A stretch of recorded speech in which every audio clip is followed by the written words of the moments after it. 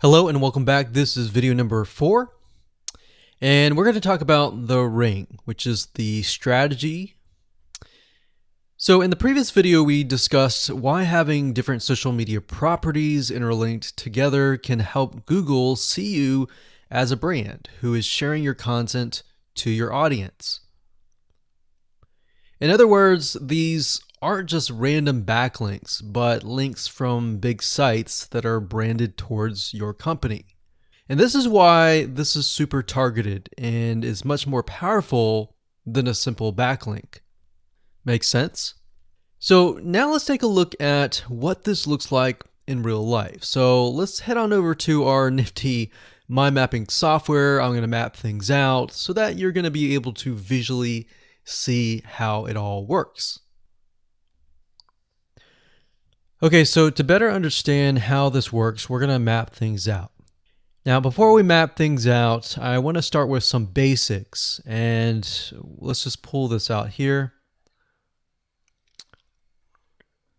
So essentially the concept here is, as you're building your brand, you're going to have many different social properties.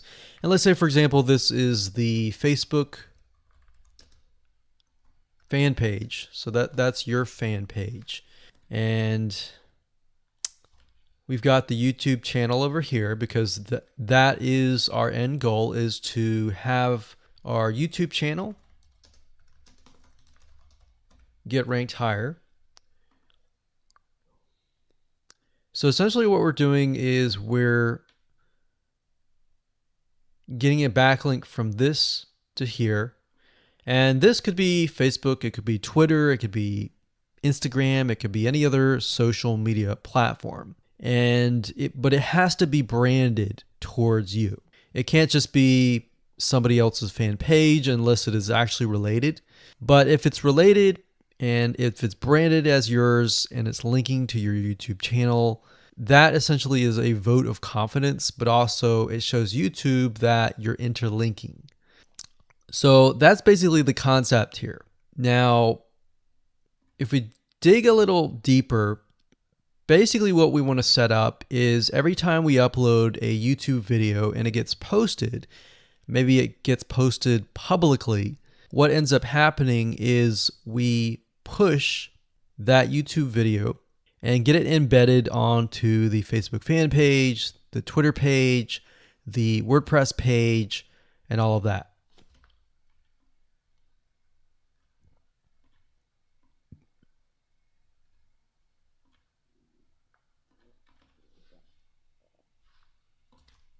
So we'll put Twitter.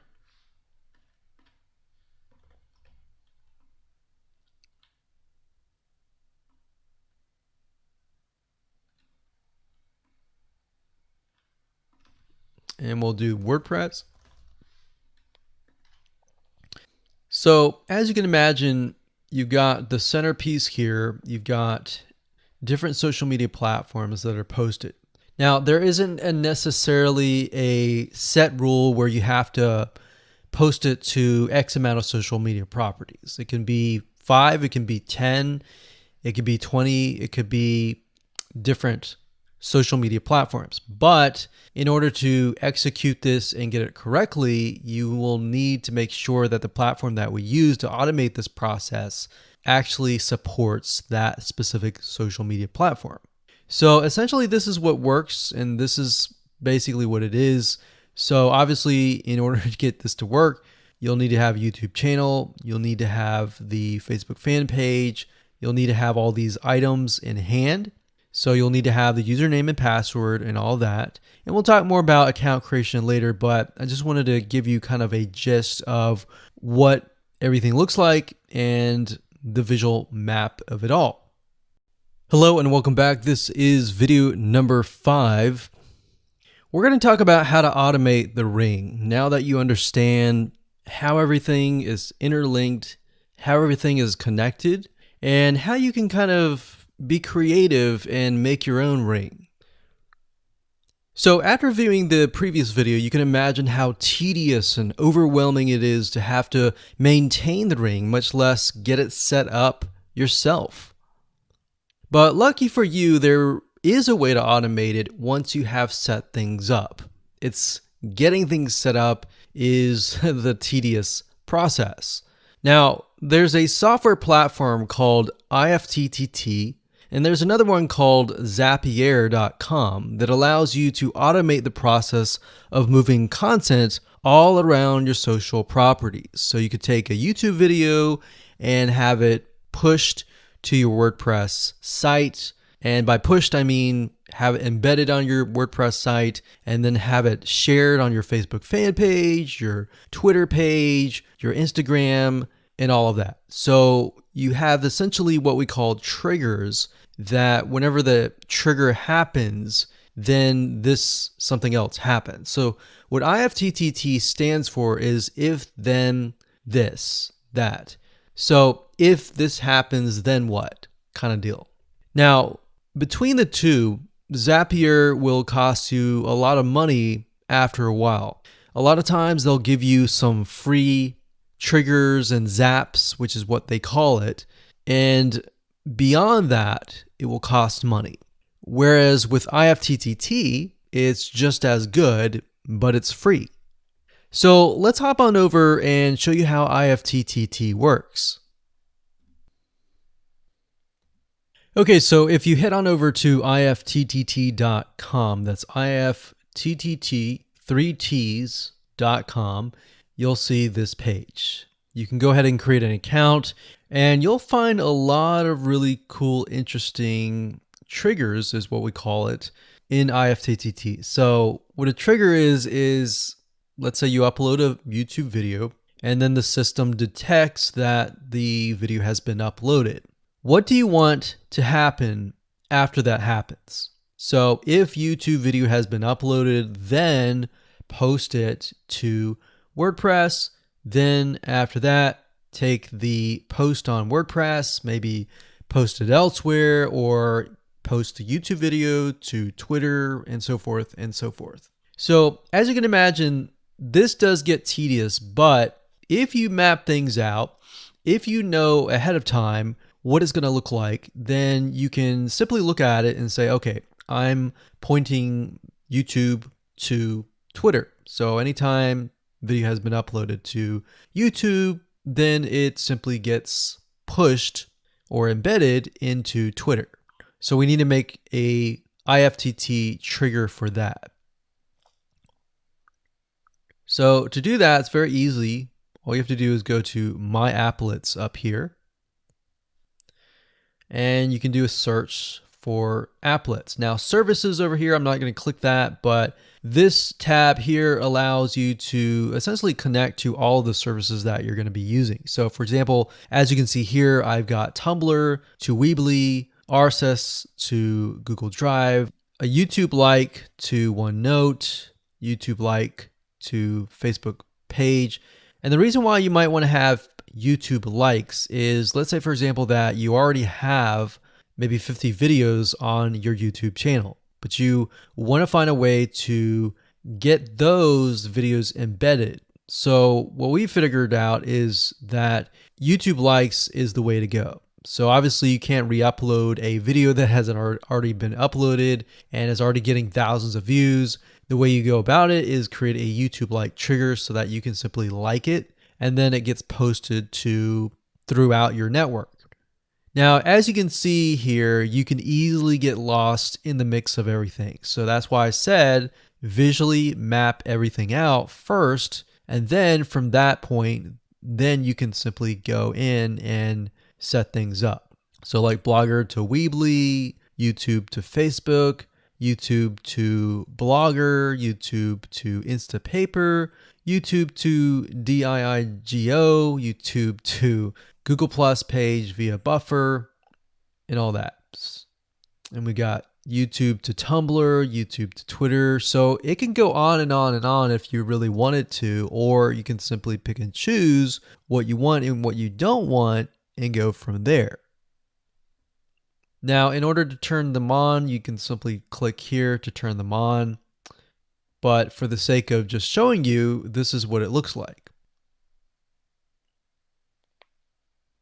So as you can see, the Tumblr to Weebly is activated. So when it is activated, it'll have the on button and the green light.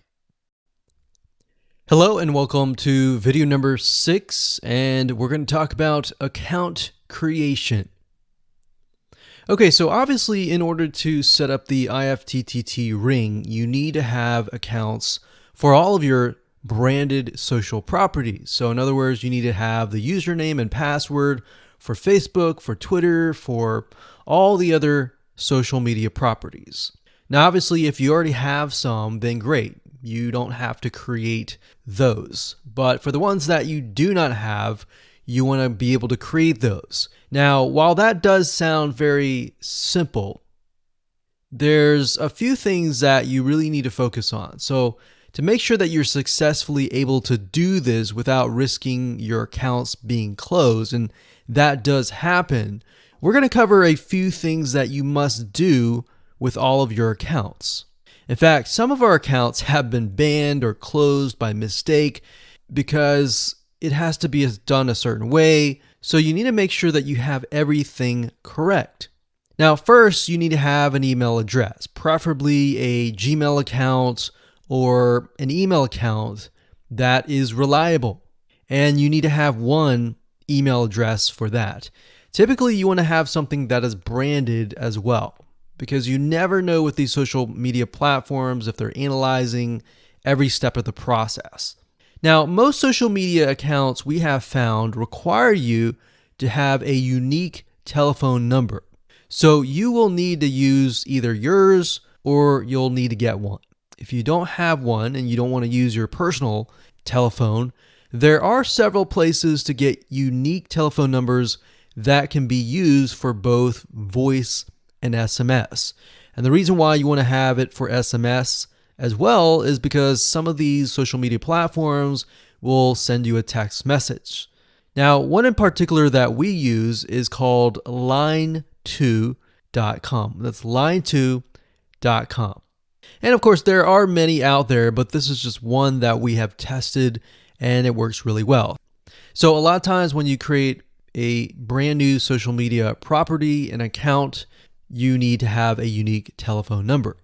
Now, the reason for needing a unique telephone number is because most social media platforms, they really want to make sure that you are legitimate, especially nowadays. They have a lot of checks and balances and things that you need to get around to make sure that your account stays open. In fact, recently Facebook has been on a major crackdown, especially with everything that's been going on in the news. They want to make sure that you are legit and that you are not fake. Another thing is you'll also need to have a short bio, a description about your business, your website URL, a picture that is yours, and a professional, or if you don't have your picture, you can use a professionally royalty-free stock photo. Now, why do you need all this information?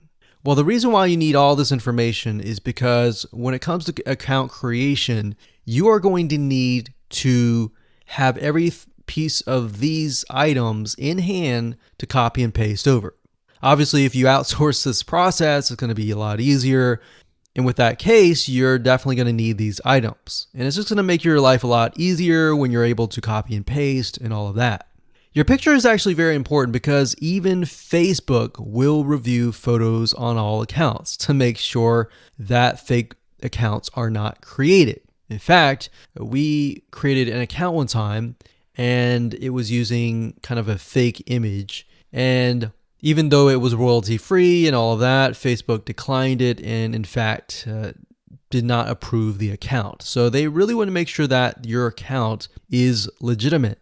Now, it's best if you take all this information and you write it out in an Excel spreadsheet so that you have it in hand, you have the username and passwords of all the social media properties, and you can simply log in and begin to create the accounts.